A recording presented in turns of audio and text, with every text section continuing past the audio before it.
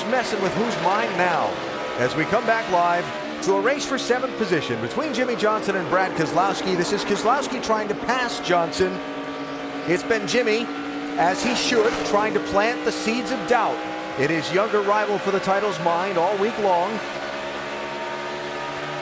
Jimmie's not going to wreck him or do anything like that, but in this scenario where the 2 cars down at the bottom and Jimmie crowds him a little bit, make him get in that corner a little harder, so make him make a mistake without ever touching him. On the other side of the coin, if you're Brad, and you know this guy's got to beat you by a bunch, and you're right there in his mirror, right to his inside door. He's not going to fall for the bait. You can see right there. He made a little run at him, showed him the left front, or showed him the fender there. He just dropped back behind him. Hey, I'm here. Yeah, I'm right here. This is a great battle. These guys have battled all year throughout this chase. Had great racing, but I just felt like that there was that little bit of cushion right there. You could get over that cushion if you weren't careful. This 2 cars handled really good, though. I think it looked like they had made some good adjustments, and Brad being extremely careful, but still moving forward past some good cars.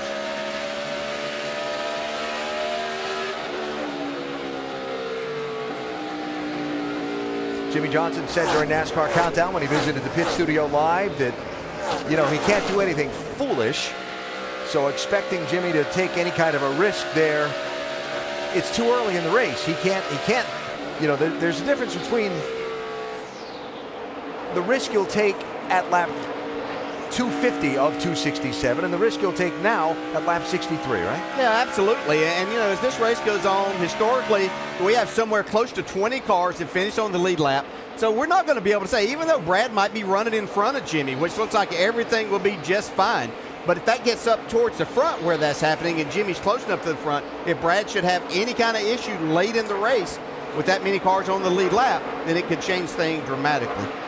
And Jimmie Johnson really liked the adjustments they made on the pit stop. He went out on the radio and said, guys, we have got ourselves a race car. He promptly then blew by the 2 car, and 2 laps later, he heard this on the radio. Just settle in here, bud. Don't sweat it.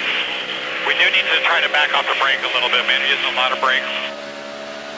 So he backed off on the brakes. He pulled back and let the 2 car go by.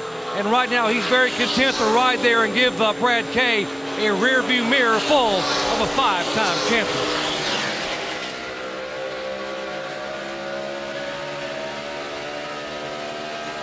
On board Jimmie Johnson at 189 miles an hour on our Mobile One telemetry.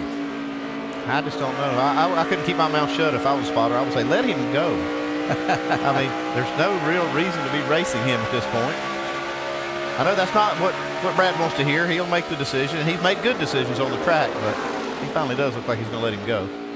Brad said to us before the race, he said, I'm just going to run my race. I don't want to change up what I normally do. Obviously, he's sticking to that game plan for the most part. And I don't know about your reaction, but I heard him say that, and my first reaction was, yeah, okay, we'll see what happens when you get in the race. But he's kind of sticking to it. He's making it happen, and that's what he's done. I mean, he's been very much in control of this race car throughout the entire chase, knowing what he's capable of and what he's not at that particular time.